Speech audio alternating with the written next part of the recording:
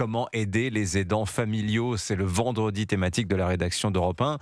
Ils sont 10 millions en France à quotidiennement soutenir un proche malade, handicapé ou dépendant. La ministre Aurore Bergé, invitée de la grande interview Europe 1 CNews dans une demi-heure, viendra justement présenter son plan pour soutenir les aidants financièrement, psychologiquement. Ils en ont bien besoin.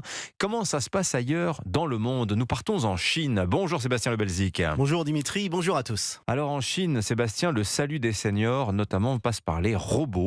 Pékin a lancé récemment un plan national et les premières machines, les premiers robots aidants ont été mis en service dans les maisons de retraite cet été. Oui, il mesure 1,64 m, il pèse 55 kg, il ressemble à un droïde de la guerre des étoiles. Cet humanoïde est la nouvelle star des maisons de retraite en Chine.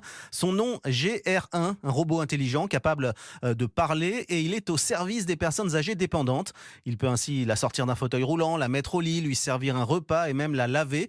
Tout cela grâce à l'intelligence artificielle. Il reconnaît même chaque personne dont il s'occupe et il s'adapte à son traitement en lui donnant par exemple les médicaments. Il a été présenté pour la première fois au public à Shanghai en juillet dernier. Écoutez son créateur Zenko. Ce qui est spécial avec le GR1, c'est que c'est le premier robot à être produit en série. C'est une nouvelle plateforme et on pense que le GR1 peut à la fois donner des soins, être un assistant personnel, un compagnon pour les personnes âgées qui vivent seules.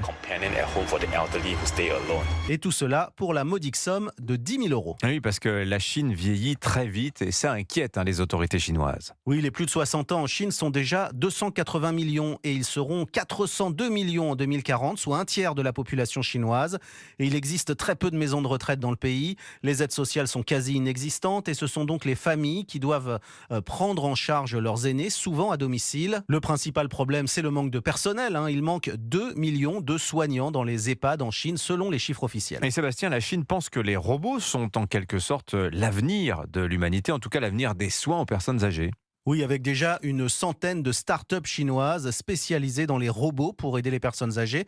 Alors tout le monde ne peut pas s'offrir une machine à 10 000 €, mais pour moins cher, il existe aussi des matelas intelligents qui surveillent les signes vitaux pendant le sommeil, des écrans intelligents pour consulter un médecin, mais le robot humanoïde est certainement le plus efficace. Écoutez Zhang Chao, il est ingénieur en robotique. Le principal avantage est qu'ils peuvent travailler 24 heures sur 24. Il est doté de caméras panoramiques à 360 degrés, d'un radar laser et d'une intelligence artificielle. On peut aussi contrôler le robot à distance pour le laisser travailler tout seul. On ne peut pas faire ça avec un humain. Ces robots peuvent reconnaître un visage humain et des objets avec une grande précision. Alors Sébastien, il n'y a pas que la Chine, d'autres pays se sont déjà convertis aux robots aidants. C'est le cas du Japon.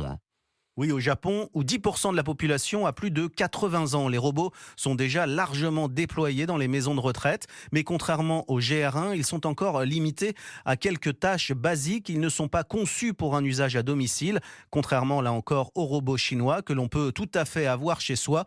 En 2 mois, plusieurs milliers de ces robots ont déjà été vendus en Chine. Voilà, le robot GR1, je vous invite à aller voir sur Internet à quoi il ressemble. C'est assez bluffant.